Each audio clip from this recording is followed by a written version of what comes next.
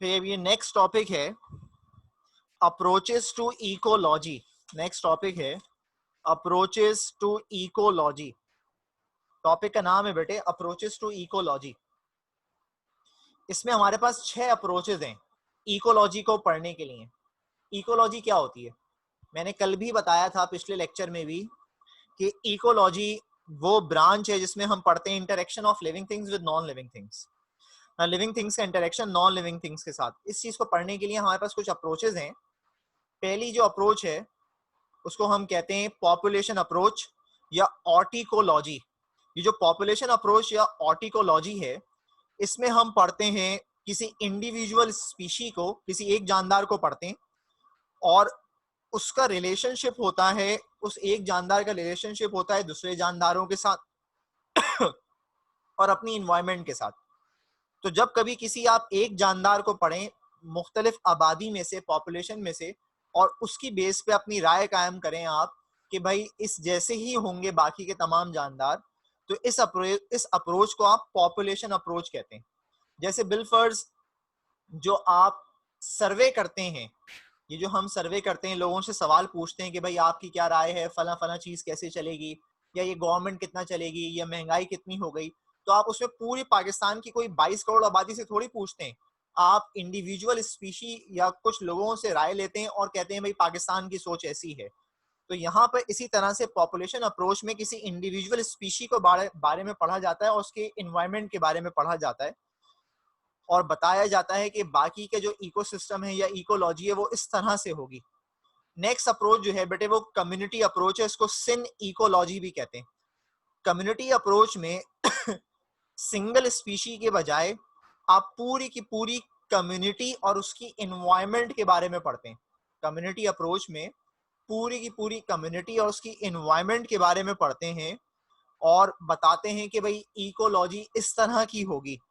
तो जब आप मुख्तलिफ कम्युनिटीज, उनका रिलेशनशिप आपस में और उनकी इन्वायरमेंट के बारे में पढ़ें, इसको सिन इकोलॉजी कहते हैं। अब इसकी मिसाल ऐसी है जैसे सेंसस होता है। सेंसस जो होता है, मर्दमशुमारी जो होती है, उसमें आप तमाम लोगों को गिनते हैं, बच्चों को भी गिनते हैं, उनकी इनकम भी गिनते हैं, हर चीज के बारे में पता लगाते हैं, हर फर्द की। तो जब आप तमाम लोगों के बारे में, तमाम जानदारों के बारे में पढ़ें, उनकी इन्वायरमेंटल फैक्टर्स के बारे में भी पढ़ें, तो ये कम्युनिटी अप्रोच बन जाती है। तो अगर पॉपुलेशन और कम्युनिटी अप्रोच में डिफरेंस कोई पूछे तो पॉपुलेशन अप्रोच में सिंगल स्पीशी की स्टडी हो रही है और उसके इन्वायरमेंट की, उसका रिलेशनशिप जो दूसरे ऑर्गेनिजम्स के साथ है। जबकि कम्युनिटी अप्रोच में पूरी कम्युनिटी के बारे में पढ़ा जा रहा है, उसकी इन्वायरमेंट के बारे में पढ़ा जा रहा है, जितने भी ग्रुप हैं कम्युनिटीज के, उन सब के बारे में पढ़ा जा रहा है। इसको आप कम्युनिटी अप्रोच कहते हैं। नेक्स्ट है इकोसिस्टम अप्रोच। नेक्स्ट है इकोसिस्टम अप्रोच। इकोसिस्टम अप्रोच जो है ये थोड़ी रीसेंट डेवलपमेंट है इकोलॉजी में और ये हाईएस्ट लेवल है इकोसिस्टम अप्रोच बायोलॉजिकल ऑर्गेनाइजेशन का। तमाम फ्रेमवर्क इसी के अंदर आते हैं। ये जो अप्रोच है इकोसिस्टम अप्रोच, इसमें दो चीजें हैं, एक फ्लो ऑफ एनर्जी है और एक साइक्लिंग ऑफ मैटर है। फ्लो ऑफ एनर्जी से मुराद क्या है? आपने फर्स्ट टाइम में भी पढ़ा था चैप्टर 11 बायो एनर्जेटिक्स।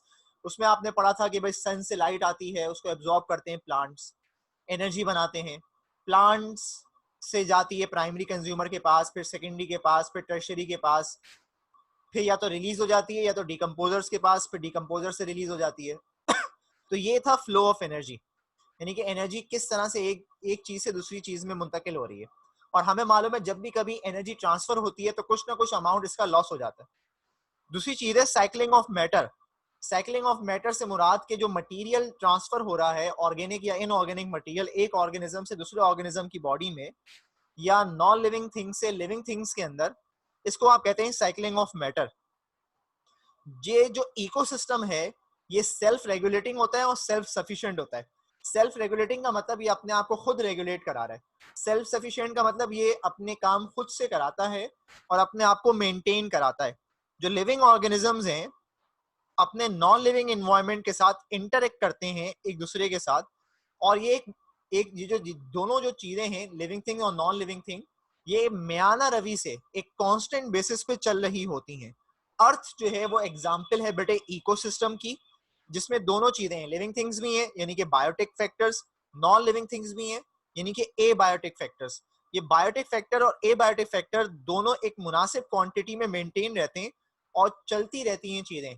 जितने भी लिविंग थिंग्स हैं वो डिपेंडेंट है नॉन लिविंग थिंग्स से चीजें हासिल करने के ऊपर। तो ये जो पढ़ाई है, जितनी भी बात मैंने करी, ये इकोसिस्टम अप्रोच कहलाती है। इसके बाद जो नेक्स्ट अप्रोच है, मैंने कहा था 6 अप्रोचेज हैं, जो नेक्स्ट अप्रोच है हमारी वो हैबिटेट अप्रोच है। हैबिटेट अप्रोच के अंदर हम पढ़ते हैं ऑर्गेनिजम्स जो किसी पर्टिकुलर फिजिकल कंडीशन में रह रहे होते हैं, जिसको हम हैबिटेट कहते हैं। इस अप्रोच को हैबिटेट अप्रोच कहते हैं। अब जैसे कुछ ऑर्गेनिज्म है जो शैलो वाटर में रह रहे हैं, कुछ ऑर्गेनिज्म है जो फास्ट मूविंग वाटर में रह रहे हैं, कुछ ऑर्गेनिज्म है जो ठंडे पानी में रह रहे हैं, कुछ ऑर्गेनिज्म स्ट्रीम्स के अंदर रह रहे हैं, यानी कि जो ऑर्गेनिज्म पानी में पाए जाते हैं तो आप यूं कह सकते हैं एक्वेटिक हैबिटेट। और कुछ ऑर्गेनिज्म जो है वो जमीन पर रहते हैं, इसको हम कह सकते हैं टेरेस्ट्रियल हैबिटेट। तो दो तरह से हो सकते हैं, एक्वेटिक या टेरेस्ट्रियल। या फिर हैबिटेट अप्रोच में हम पढ़ते हैं, एक होते हैं जो साइज में छोटे, उनको कहते हैं माइक्रो हैबिटेट, जिसमें जो स्मॉल हैबिटेट होती हैं, और एक होती है मैक्रो हैबिटेट। मैक्रो हैबिटेट जो है वो बड़े साइज की जगहें होती हैं जहां पे जानदार रह रहे होते हैं।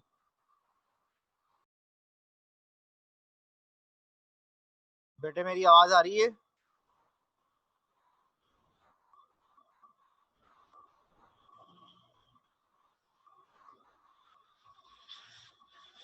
बेटे आवाज आ रही है?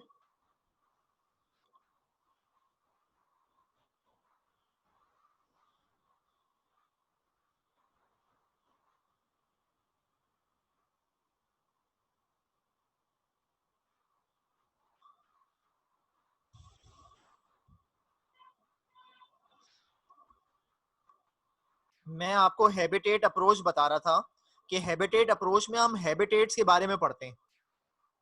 हैबिटेट्स जो हैं वो रहने की जगहों को कहते हैं। ये वाटर भी हो सकता है और लैंड भी हो सकता है। अगर वाटर हैबिटेट है तो फ्रेश वाटर भी हो सकता है, इसके अलावा फ्रेश वाटर के अलावा मेरीन वाटर भी हो सकता है, और उस्टेरीज भी होती हैं। उस्टेरीज कहते हैं उन जगहों को जहां समंदर दरिया से मिलते हैं। उस्टेरीज उन जगहों को कहते हैं जहां समंदर दरिया से मिलते हैं, वेयर रिवर मीट द सी। तो ये 3 तरह की हो सकती हैं एक्वेटिक हैबिटेट। इसी तरह जो लैंड हैबिटेट हैं, टेरेस्ट्रियल हैबिटेट्स हैं, वो भी अलग अलग हो सकती हैं। एक है फॉरेस्ट, एक है डेजर्ट, एक है ग्रासलैंड, अलग अलग हो सकती हैं। और साइज की बेस पे भी आप डिवाइड कर सकते हैं, माइक्रो या मैक्रो हैबिटेट। इसके बाद नेक्स्ट है एवोल्यूशनरी अप्रोच। एवोल्यूशनरी अप्रोच में हम पढ़ते हैं, ये एवोल्यूशन से लिंक है। एवोल्यूशन के मायने होते हैं वक्त के साथ साथ चीजों में चेंजेस का आना या इर्तिका के अमल का होना। ये हमें बताता है कि कैसे चेंजेस आए हैं लाइफ में, जैसे जैसे लाइफ इवॉल्व हुई यानी कि लाइफ डेवलप हुई। और इसके पढ़ने के बाद हम प्रिडिक्ट कर सकते हैं कि आने वाले वक्त में जानदार कैसे कैसे डेवलप होंगे। ये जो स्टडी है ये बताती है कि जो फॉसिल रिकॉर्ड्स थे, मतलब जो जानदार पहले थे, वो किन चीजों को इस्तेमाल करते थे। जैसे डार्विन की थ्योरी है, आप पढ़ेंगे नेचुरल सिलेक्शन की या ओरिजिन ऑफ स्पीशी की, जिसमें ये पढ़ा गया है कि इकोलॉजी को भी पढ़ा गया कि उस वक्त जो जानदार थे उनकी इन्वायरमेंट कैसी थी। तो ये जो अप्रोच है जिसमें हम एवोल्यूशन के बारे में पढ़ते हैं, जानदारों की डेवलपमेंट के बारे में पढ़ते हैं, इसको एवोल्यूशनरी अप्रोच कहते हैं। लास्ट है हिस्टोरिकल अप्रोच। हिस्टोरिकल अप्रोच में भी बेटे हम हिस्ट्री के बारे में पढ़ते हैं, ये कैसी कैसी चेंजेस आए हैं with the development of tool in man. जैसे जैसे इंसान ने तरक्की करी, टाइम गुजरा, तो इंसान ने क्या क्या औजार, क्या क्या चीजें बनाई अपने इस्तेमाल के लिए। ये जो हिस्टोरिकल अप्रोच है ये वो पीरियड है जो स्टार्ट होता है स्टोन एज से।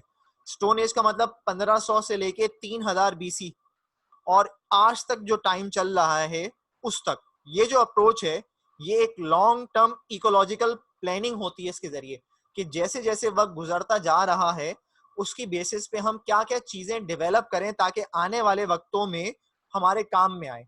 तो ये हिस्टोरिकल अप्रोचेज हैं। ये 6 अप्रोचेज हैं जो हमें पढ़नी थी।